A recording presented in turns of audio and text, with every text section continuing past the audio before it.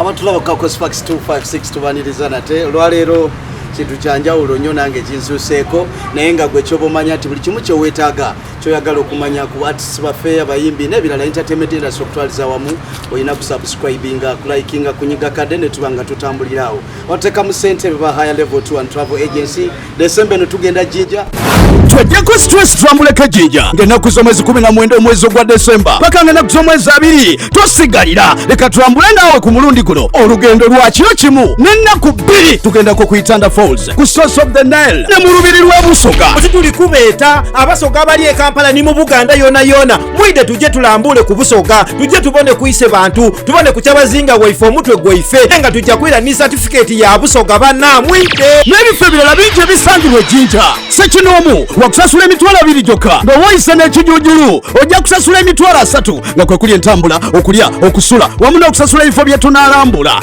okwo kwe kuli ebifaananyi 10 eby'obwereere okumanya ebisingawo ku bakuzira 0706 49 28 27 kozesa WhatsApp namba eno eri 0788 75 14 54 bookinga mangu togamba nti sagamba mu budde mujjanga ne masiki bitegekeddwa higher level tour and travel agency Tunako olwaleero ina Angella Katatumba the beautiful lady mulina wano tugenda kwa tuogera mu kimu 2 3 tubenga tutambula Angella soko buzeko watulaba nange nsanyuse nnyo muli bantu banene nnyo. Yes, of course. So I'm so honored. Yeah.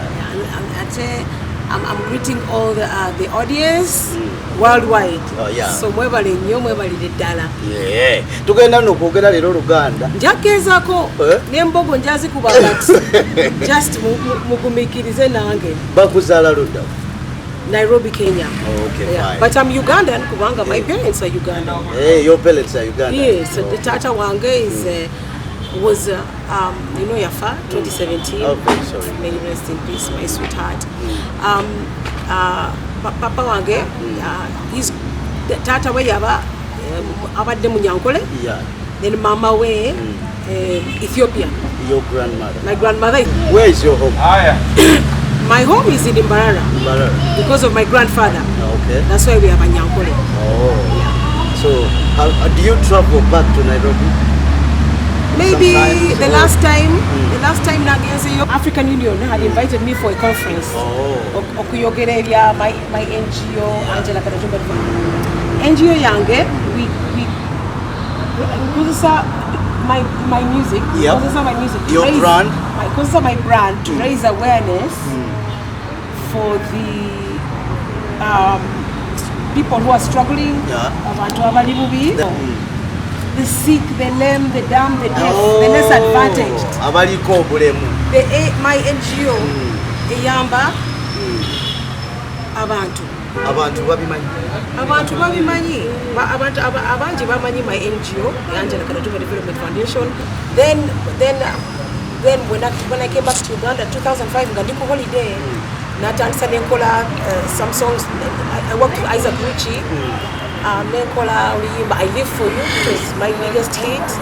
Then Standing in the Rain, and then Sichetaga, which was now my huge hit. Sikwetaga Zembako Omukwano Sichetaga. Was it a true story? Based on a true story, there was a guy. No, it was written. Oluyimba was written by a gentleman called Huntington and produced by Washington. Yeah, and sung by myself with Bebe. Abantu bagamba sometimes abayimbi muba mukola kibali ku mutima, like you are delivering a true story. Most of the time, my greatest songs are a true story.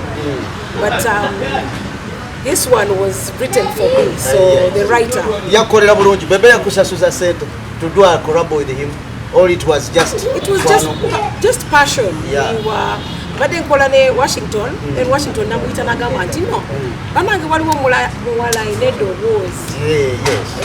Avudde America Gypsy Jangu, so that's when I met Baby Paul.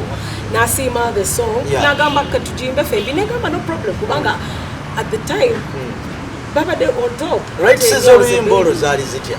Right, like sharing on YouTube, promotions, doing a video. Obago wateka mwenyo mu Oluyimba. Bebe talina kye yatekamu yakoma mu kuyimba buyimbi mu most of those arrangements were done loosely, just yayimba nenyimba. Then the video. Then video, of course it's an access everything. Yeah, audio, video, and video, everything. Yeah. Pushing like promotion yali eti.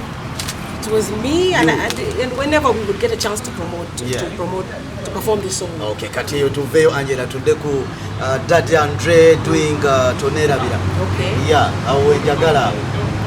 2019. Omanyi before music maden sijikola so much for commercial purposes. Yeah, why? Because my parents baba de bagala nkole focusing ennyo ku charity work. Now this time njagala kuchukamu okole ku njagala kukola commercial. Onosobola okwasolinga kuba bwe ndaba obulamu bwote buli mu haso ate nga abaana bawano Uganda muyimbi alina okugenda ku bbaala buli bbaala. I'm on top and I'm not hustling.